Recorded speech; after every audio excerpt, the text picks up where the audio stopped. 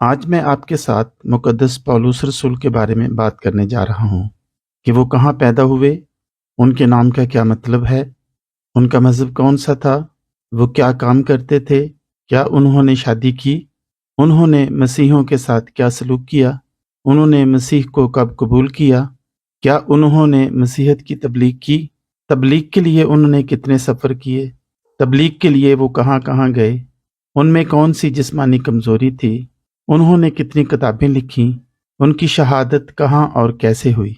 आज मैं आपको इन तमाम सवालात के जवाबात बाइबल और हिस्ट्री की रोशनी में देने की कोशिश करूँगा। व्यूवर्स, मैं हूँ पतरस गिल और आप देख रहे हैं आपका अपना यूट्यूब चैनल पतरस चिनारिया। मुकद्दस पौलुस 5 काफ मीम में पैदा हुए। अपनी पैदाइश के मुतल्लिक एमाल 22वें बाब की 3री आयत में वो फरमाते हैं, मैं एक यहूदी हूँ और किलिकिया के शहर तरसुस में पैदा हुआ।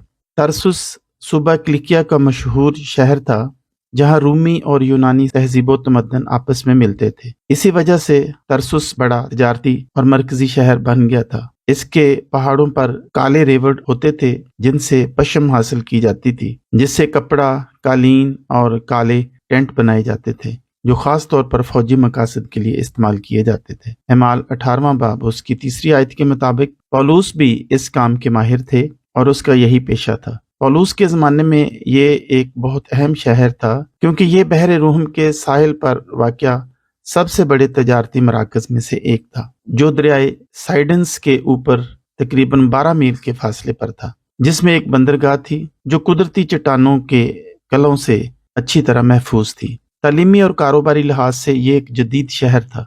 रोमन हिस्टोरियन स्ट्रैबो इसे तालीमी अदारों के लिहाज से एथेंस का हम पल्ला शहर कहते हैं। फिलिपियों 3:5 के मुताबिक पौलुस रसूल फरमाते हैं, 8वें दिन मेरा खतना हुआ, इसराइल की कौम और बिन्यामीन के कबीले से हूँ, इब्रानियों का इब्रानी, शरीयत के एतबार से फरीसी हूँ।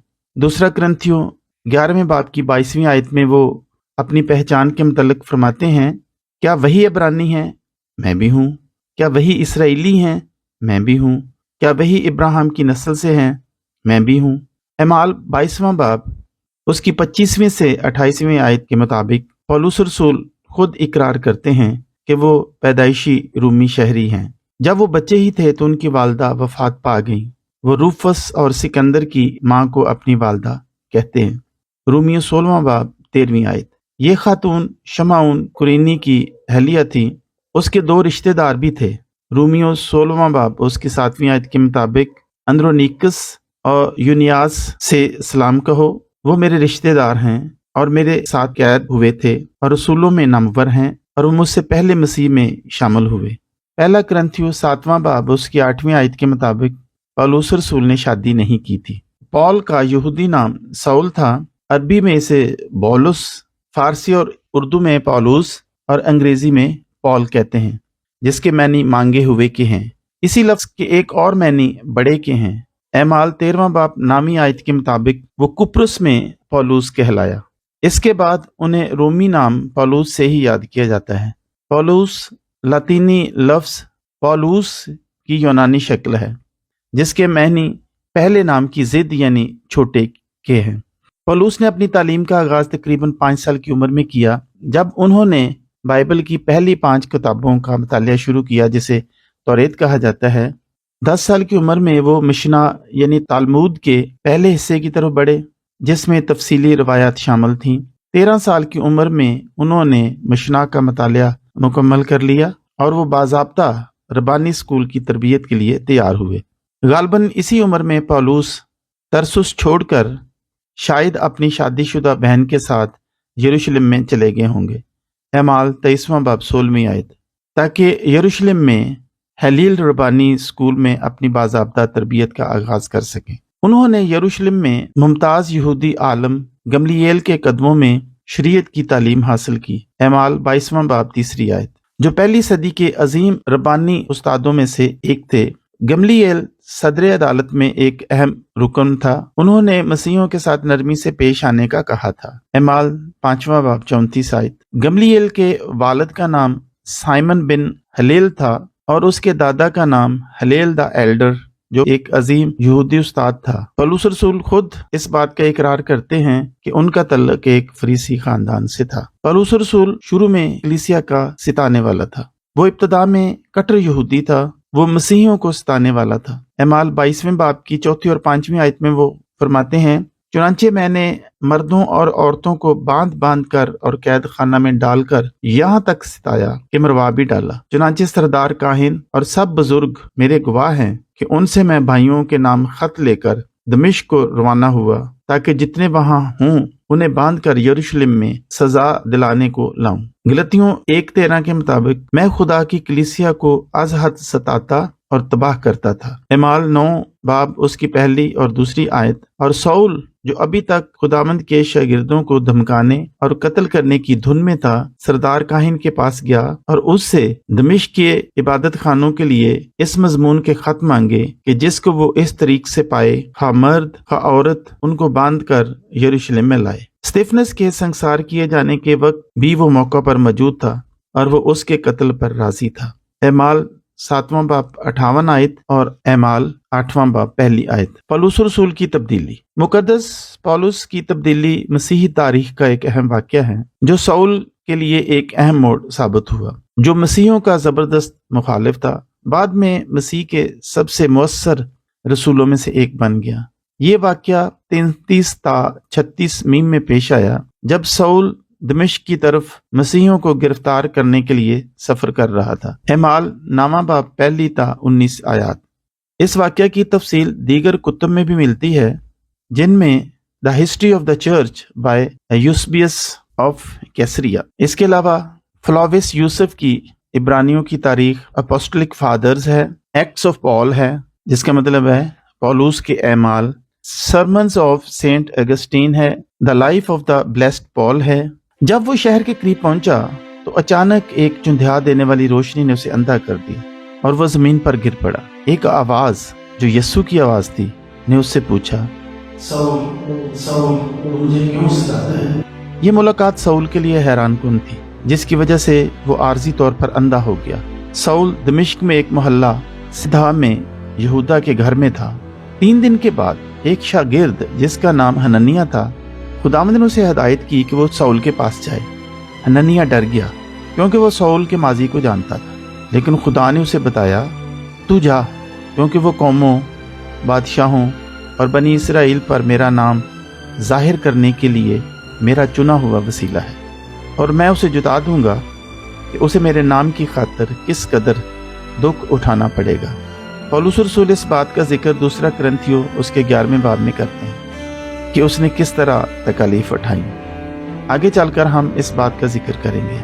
حنانیہ خدا کی ہدایت کے مطابق اس گھر میں داخل ہوا اور اپنے ہاتھ اس پر رکھ کر کہا، آئے بھائی سول، خداوند یعنی یسوع جو تجھ پر اس راہ میں جس سے تو آیا ظاہر ہوا تھا، اسی نے مجھے بھیجا ہے کہ تو بینائی پائے اور روح القدس سے بھر جائے۔ اور فوراً اس کی آنکھوں سے چھلکے سے گرے اور وہ بینا ہو گیا اور اٹھ کر بپتسمہ لیا۔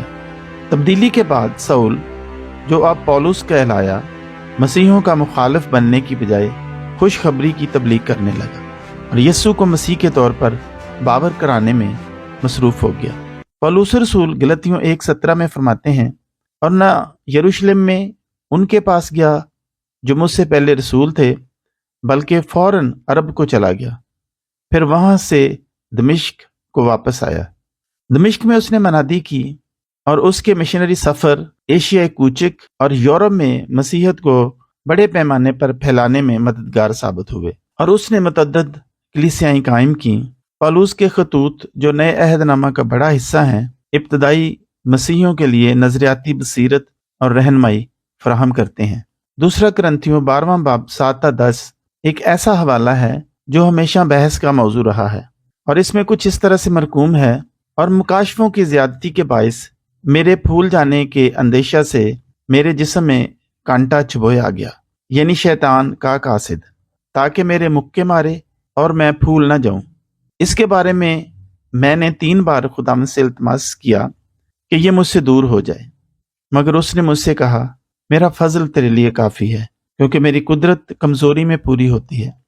پس میں بڑی خوشی سے اپنی کمزوری پر فخر کروں گا تاکہ مسیح کی قدرت مجھ پر چھائی رہے۔ مختلف مفکرین نے اس کے بارے میں مختلف آراء کا اظہار کیا ہے۔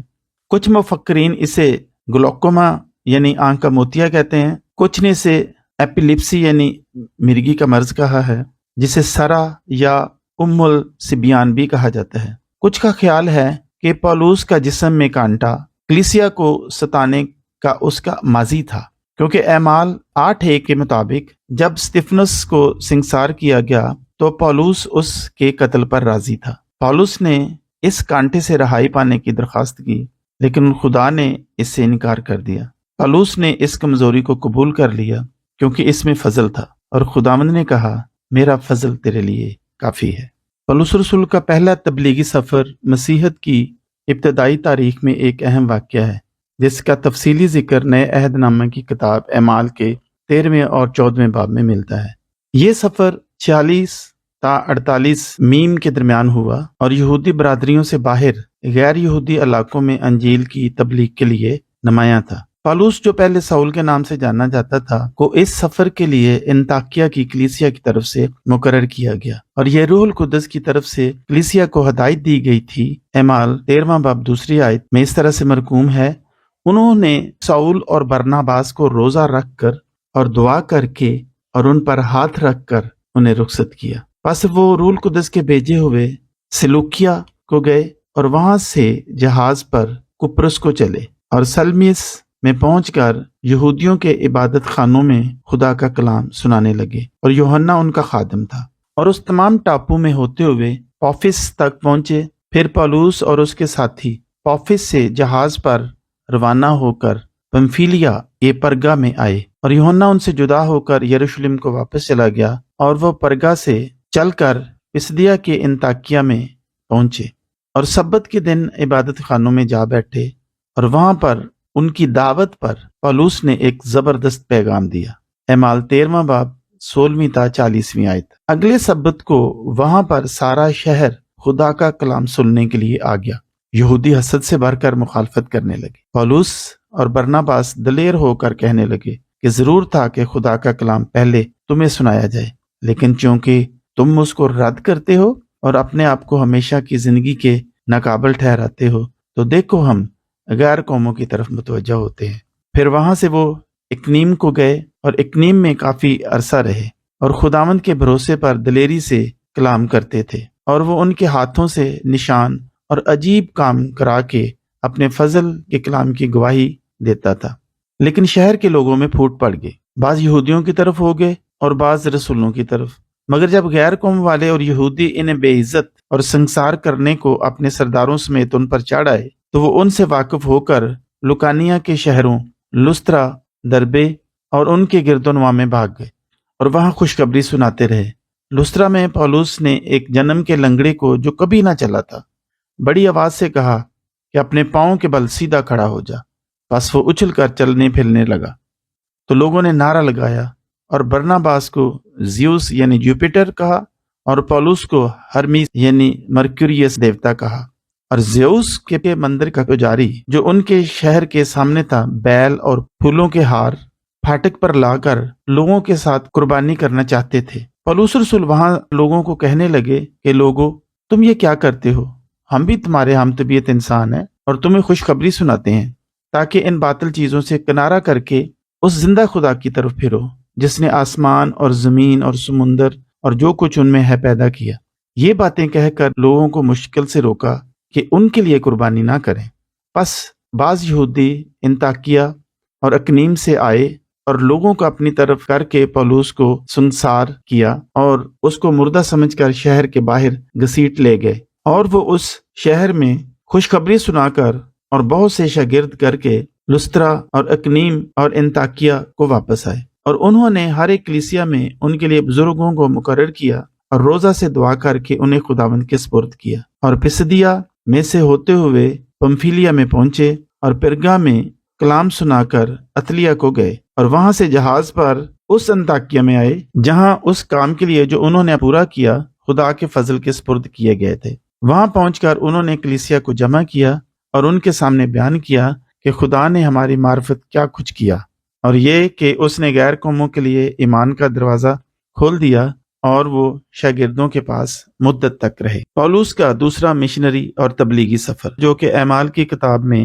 15واں باب 36 آیت سے 18ویں باب کی 22ویں آیت میں بیان کیا گیا ہے، یہ سفر ابتدائی مسیحی مشنری کام کو آگے بڑھانے میں ایک اہم سنگ میل ثابت ہوا۔ یہ سفر تقریباً 49 تا 52 عیسوی کے درمیان ہوا، جس کا مقصد ان برادریوں کا دوبارہ دورہ کرنا تھا جو پہلے سفر کے دوران قائم کی گئی تھی، اور خوشخبری کو نئے علاقوں تک پھیلانا تھا۔ پولس شروع میں سیلاس کے ساتھ شام کے انطاکیہ سے روانہ ہوئے۔ ان کا پہلا اہم پڑاؤ دربے اور لسترا میں تھا، جہاں انہوں نے ایک نوجوان شاگرد تیموتھیوس کو بھرتی کیا۔ اعمال 16واں باب 1 سے 3 آیت، جس کی ماں یہودی اور باپ یونانی تھا۔ وہ لسترا اور اکنیم کے بھائیوں میں نیک نام تھا اور جو ابتدائی کلیسیا میں اہم شخصیت بن گیا۔ انہوں نے یروشلم کونسل کے فیصلوں کو کلیسیاؤں تک پہنچایا۔ اعمال 16واں باب 4 تا 5 آیات، تاکہ نئے ایماندار ایمان کی تعلیمات پر عمل کریں۔ مقدس پولس کا سفر مغرب کی طرف فروگیا اور گلتیا سے ہوتا ہوا جاری رہا۔ اعمال 16واں باب 6 آیت، انہوں نے موسیا کے قریب پہنچ کر بیتونیا میں جانے کی کوشش کی، مگر یسوع کے روح نے انہیں جانے نہ دیا۔ ایشیا میں تبلیغ سے روک دیے جانے پر وہ موسیا سے ہو کر ترواس میں آئے۔ انہیں مقدونیہ کی طرف جانے کے لیے ایک رویا کے ذریعے ہدایت ملی۔ پولس نے رات کو رویا میں دیکھا کہ ایک مقدونی آدمی کھڑا ہوا اس کی منت کر کے کہتا ہے کہ پار اتر کر مقدونیہ میں آ اور ہماری مدد کر۔ اعمال 16واں باب نامی آیت۔ پس وہ ترواس سے جہاز سے اتر کر سمترا سے ہوتے ہوئے نیاپولس میں آئے۔ یہ ترواس ایک بندرگاہ ہے جہاں سے بحری جہاز میں وہ سفر کرتے رہے، اور وہاں سے فلپی میں آئے جو مقدونیہ کا چیف سٹی اور رومیوں کی بستی تھا۔ پولس کی تبلیغ کے نتیجے میں تھواتیرا شہر کی لدیا نامی کرمز بیچنے والی ایک کاروباری خاتون اور اس کے گھرانے نے ایمان قبول کر لیا اور بپتسمہ لیا۔ اعمال 16واں باب 14 تا 15 آیت۔ فلپی میں انہیں اس وقت مشکل کا سامنا کرنا پڑا جب پولس اور سیلاس کا سامنا ایک لونڈی سے ہوا جس میں غیب دان کی روح تھی، اور اس کی غیب گوئی اس کے مالک کے لیے آمدنی کا سبب تھی۔ انہوں نے اس میں سے وہ روح نکال دی، اس وجہ سے پولس اور سیلاس کو قید کر دیا گیا۔ اعمال 16واں باب 16 تا 24 آیت۔ آدھی رات کے قریب پولس اور سیلاس دعا کر رہے تھے اور خدا کی حمد کے گیت گا رہے تھے، اور قیدی سن رہے تھے کہ یکایک بڑا بھونچال آیا، یہاں تک کہ قید خانہ کی نیو ہل گئی، اور اسی دم سب دروازے کھل گئے اور سب کی بیڑیاں کھل پڑیں۔ ان کی اس معجزانہ رہائی کے نتیجے میں جیلر اور اس کے خاندان نے ایمان قبول کر لیا۔ اعمال 16واں باب 25 تا 34 آیات۔ فلپی سے وہ تھسلنیکیہ گئے۔ اعمال 17واں باب 1 تا 9، جہاں انہیں مقامی یہودیوں کی مخالفت کا سامنا کرنا پڑا، لیکن وہ پھر بھی ایک کلیسیا قائم کرنے میں کامیاب رہے۔ بیریا میں استقبال زیادہ خوش آئند تھا، لیکن بڑھتے ہوئے تنازعات کی وجہ سے پولس کو ایتھنز جانا پڑا۔ اعمال 17 باب 10 تا 15 آیات۔ ایتھنز میں پولس نے اریوپگس پر اپنا مشہور خطبہ دیا۔ ایروپگس ایک پہاڑی کا نام ہے جہاں اس نے اپکوری اور ستویکی فلسفیوں کے ساتھ مباحثہ کیا۔ اعمال 17 باب 22 تا 34 آیت۔ یہ سفر کرنتس میں اختتام پذیر ہوا، جو کہ ایک اہم تجارتی مرکز تھا جہاں پولس نے 18 ماہ گزارے۔ اعمال 18واں باب 1 تا 11 آیت۔ یہاں انہوں نے تھسلنیکیوں کے نام خطوط لکھے جو ابتدائی مسیحی تعلیمات میں قیمتی بصیرت فراہم کرتے ہیں۔ پولس کا دوسرا سفر مسیحیت کے پھیلاؤ میں اہم کردار ادا کرتا ہے اور ابتدائی ایمانداروں کے ایمان کو مضبوط کرتا ہے۔ پولس رسول کا تیسرا تبلیغی سفر 53 تا 57 مسیحی مذہب کے ابتدائی دنوں میں ایک اہم سنگ میل ثابت ہوا۔ یہ سفر خاص طور پر نئے مسیحیوں کی تعلیم اور کلیسیا کی تعمیر کی کوششوں کے لیے اہم تھا۔ اس سفر کے دوران پولس نے مختلف شہر اور علاقے دیکھے جن میں افسس، مقدونیہ اور یروشلم خاص طور پر شامل ہیں۔ یہاں پر ہم اس سفر کے تمام اہم مقامات اور ان کی بائبل کی تشریحات کا تفصیلی جائزہ لیں گے۔ سب سے پہلے افسس۔ پولس کا یہ سفر افسس سے شروع ہوا جہاں اس نے مسیحیت کی تعلیم کے بارے میں بہت محنت کی۔ اس نے وہاں तुरनस के मदरसा में 2 साल तक तालीम दी जो कि कामयाबी का बायस बनी। एमाल 19वां बाब 9-10 आयात। इफसस में पौलुस ने मुतअद्दिद मौजज़ात भी किए, जैसे कि रुमाल और पटके पौलुस के बदन से छुआ कर बीमारों पर डाले जाते थे और वो शफा हासिल करते थे। एमाल 19वां बाब 11वीं और 12वीं आयत। ताहम वहाँ पर कुछ मकामी कारोबारी अफराद जिन्हें देवी अर्थमस के रुपहले मंदिर बेचने के कारोबार के ख़त्म होने का खतरा था, इसके खिलाफ उठ खड़े हुए, जिसकी वजह से एक बड़ा हंगामा हुआ। एमाल 23वां बाब 19-41 आयत। इसके बाद वो मकतूनिया गए, जहाँ पर उसने शहर फिलिप्पी में एक मजबूत कलीसिया कायम की, जिसकी बुनियाद थवाथेरा के शहर की एक खातून लुदिया की तब्दीली से हुई। एमाल 16वां बाब 14वीं और 15वीं आयत। थसलनीकियों। पौलुस ने इसके बाद थसलनीकिया का सफ़र किया, जहाँ उसने 3 हफ्ते तक उन लोगों को यीशु का पैगाम दिया। एमाल 17वां बाब 1-3 आयत। इस अमल की बुनियाद पर वहाँ एक मजबूत कलीसिया कायम हुई, लेकिन इसके साथ ही इसे यहूदियों की जानब से मुखालफत का भी सामना करना पड़ा। थसलनीकियों के बाद पौलुस बेरिया के शहर में गया, जहाँ इलाके के लोगों ने बड़ी तवज्जो से उसकी तालीमात को सुना। उन्होंने शरीयत के सहीफ़ों की जांच की और फिर मसीही हुए। एमाल 17वां बाब 10वीं से 12वीं आयत। ताहम यहाँ भी कुछ थसलनीकी यहूदी पहुँच गए, जिसके बाद भाइयों ने पौलुस को वहाँ से रवाना कर दिया। एमाल 17वां बाब 13वीं आयत। पौलुस ने फिर एथेंस में अपना सफ़र जारी रखा। यहाँ उसने मुर्दों की क़यामत और यीशु की अथॉरिटी के बारे में बात की। पौलुस ने अपना सफ़र करंथस तक जारी रखा, जहाँ वो तकरीबन 1 साल और 6 महीने तक रहा। एमाल 18वां बाब 11वीं आयत। मेलेतुस। पौलुस ने फिर मेलेतुस का सफ़र किया, जहाँ उसने इफसस के बुजुर्गों को बुलाया और उन्हें एक मुअस्सर पैगाम दिया। एमाल 20वां बाब 17-38वीं आयत। यहाँ उसने एक जज्बाती मौका पर अपनी ज़िंदगी की मुश्किलात का जिक्र किया और उन्हें खुदा की कलीसिया की देखभाल करने की ताकीद की। यहाँ पर ही उसने फरमाया था कि तुम फिर मेरा मुंह न देखोगे। एमाल 20-25। आखिरी मरहले में पौलुस यरूशलेम की तरफ बढ़ा, जहाँ उसका इस्तकबाल मसीहों ने किया। तमाम इसी दौरान उसने मुखालफत का सामना भी किया। यरूशलेम पहुँचने पर उस पर गिरफ्तार होने की पेशनगोइयाँ दी गई थी। एमाल 21वां बाब 4 से 14वीं आयत। पौलुस का यह तीसरा तबलीगी सफ़र मसीहत की तरक्की और फैलाव में एक अहम किरदार अदा करता है।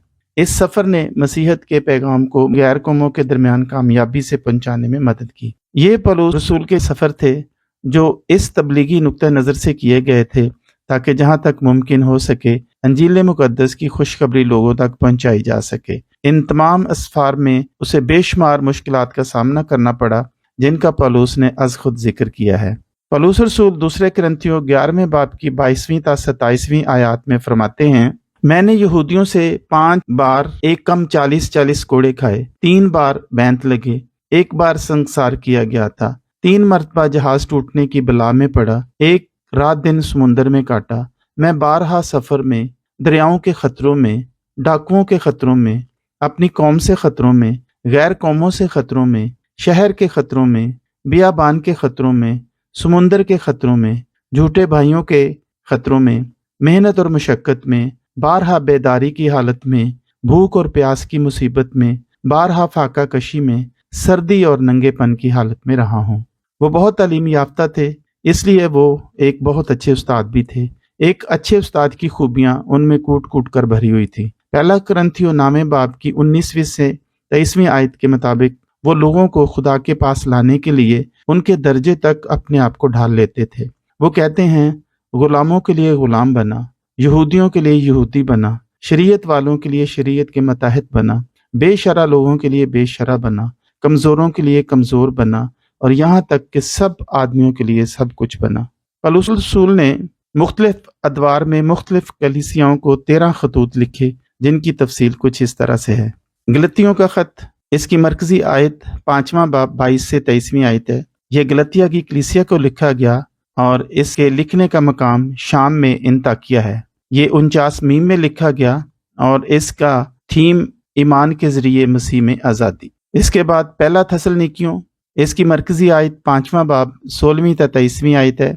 ये थसलनीकिया की कलीसिया को लिखा गया, करंथस में लिखा गया और 51 मीम इसका सन्ने तसनीफ था और इसका थीम नए मसीहों के नाम है। थसलनिकियों का दूसरा खत।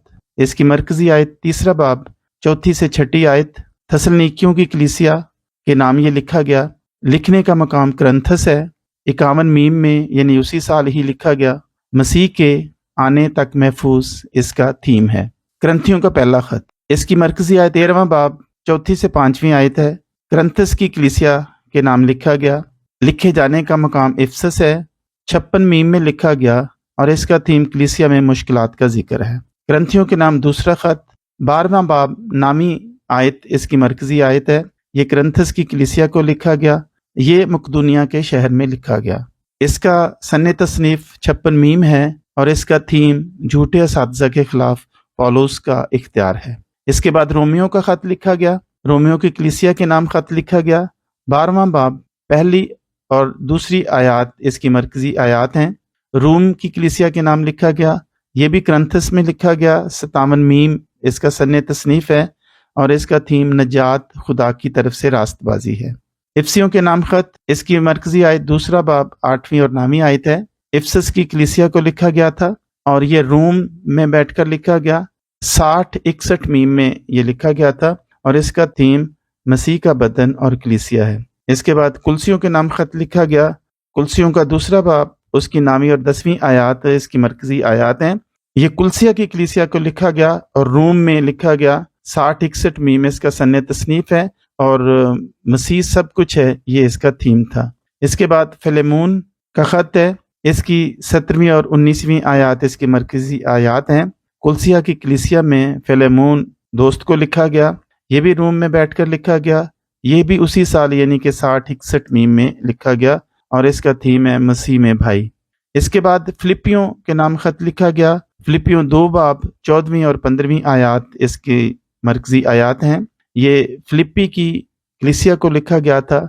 ये भी रोम में बैठकर लिखा गया और ये 62 मीम में लिखा गया और इसका थीम है हरदम खुश रहो। इसके बाद पहला थिमोथियस का खत।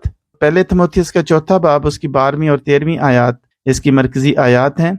ये इफसस की कलीसिया के लीडर थिमोथी को लिखा गया और ये मकदूनिया के शहर फिलिप्पी में लिखा गया। इसका सन्ने तसनीफ 62 और 63 मीम है और इसका थीम है कलीसिया की देखभाल। फिर सेकंड लास्ट खत जो है वो तीतस के नाम है। 3 बाब उसकी 4 और 7वीं आयात इसकी मरकजी आयात हैं। ये क्रीते की कलीसिया के लीडर तीतस को लिखा गया था और ये करंथस में बैठकर लिखा गया। 63 मीम में ईमान में कायम रहना इसका थीम है। थिमोथियस के नाम दूसरा खत। इसके 3 बाब की 15वीं और 17वीं आयत इसकी मरकजी आयात हैं। ये इफसस की कलीसिया के लीडर थिमोथी के नाम लिखा गया। ये रोम में लिखा गया। ये 67 मीम में लिखा गया था।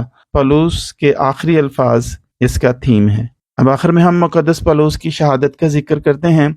शहादत से पहले मुकद्दस पतरस और मुकद्दस पौलुस को एक ही कैद खाना में रखा गया था जिसका नाम मुमारतीनी था। इस जेर जमीन कैद खाना का एक हिस्सा कप्तोलिनी पहाड़ी के नरम पत्थरों को काट कर बनाया गया था और दूसरा हिस्सा इन्हीं पत्थरों के टुकड़ों को जोड़कर खालिस चूने से तामीर किया गया था। जिन लोगों को इस खौफनाक जगह पर कैद किया जाता था उन्हें पत्थरों में एक सुराख के जरिए इस कैद खाना में उतारा जाता था और दाखिला के लिए सिर्फ एक यही रास्ता था। ये एक जिंदा मकबरा की मानंद था जिसमें सूरज की रोशनी भी नहीं पड़ती थी और हवा का गुजर भी नहीं होता था। दोनों रसूलों को सख्त पत्थर के स्तून के साथ जंजीरों से बांध दिया गया था। ये कैद खाना आज खंडरों की सूरत में मौजूद है। इसमें एक चश्मा भी है। रवायात है कि जब मुकद्दस रसूल अपने साथी कैदियों को बपतिस्मा देना चाहते तो ये चश्मा बहने लगता था। इस चश्मा से आज भी चाहे कितना ही पानी बह जाए पानी की सतह बरकरार रहती है। विकिपीडिया के मुताबिक कदीम रवायत है कि मुकद्दस पतरस और मुकद्दस पौलुस को 29 जून 67 मीम में एक ही रोज शहीद किया गया था। मुकद्दस पतरस रूमी शहरी नहीं थे, उन्हें उल्टा सलीब पर लटकाया गया, मगर पौलुस रसूल रूमी शहरी थे, लिहाजा उन्हें सलीब नहीं दी जा सकती थी। उन्हें 29 जून 67 मीम में 70 साल की उम्र में शहर से बाहर तलवार से शहीद किया गया। एक रिवायत यह है कि जब इनका सर तलवार से कलम किया गया तो आवाज आई, यस्सु यस्सु यस्सु। सर 3 बार उछला और जिस जिस जगह जमीन पर लगा वहां पानी के चश्मे निकल आए। आज वहां 3 चश्मों वाला एक चर्च मौजूद है। روایت ہے کہ انہیں مقدس لوکیانا خاتون نے بزرگوں کی مدد سے دفن کیا۔ مقدس پالوس کی قبر اٹلی کے شہر روم میں اس کی دیواروں کے باہر باسیلیکا آف سینٹ پال مقدس پالوس باسیلیکا میں واقع ہے۔ مقدس پالوس کی قبر باسیلیکا کی مرکزی قربانگاہ کے نیچے واقع ہے۔ باسیلیکا کی بنیاد اصل میں شہنشاہ کانسٹنٹائن اول نے مقدس پالوس کی تدفین کی جگہ پر رکھی تھی، اور تب سے یہ مسیحیوں کی زیارت کا ایک اہم مقام رہا ہے۔ تو ویورز، یہ تھی پالوس رسول کی کہانی۔ انہوں نے بے پناہ مشکلات، دکھ، مصائب اور اذیتیں اٹھا کر مسیحیت کے لیے جو کام کیا وہ ناقابل فراموش ہے۔ اگر آپ نے برکت حاصل کی ہے تو ویڈیو کے بارے میں دوسروں کو ضرور بتائیں۔ آپ کے کامنٹ کا انتظار رہے گا۔ چینل کو سبسکرائب، لائک اور شیئر کرنا نہ بھولیں۔ مجھے اپنی دعاؤں میں یاد رکھنا۔ اس کے ساتھ ہی مجھے اجازت دیں۔ خدا حافظ۔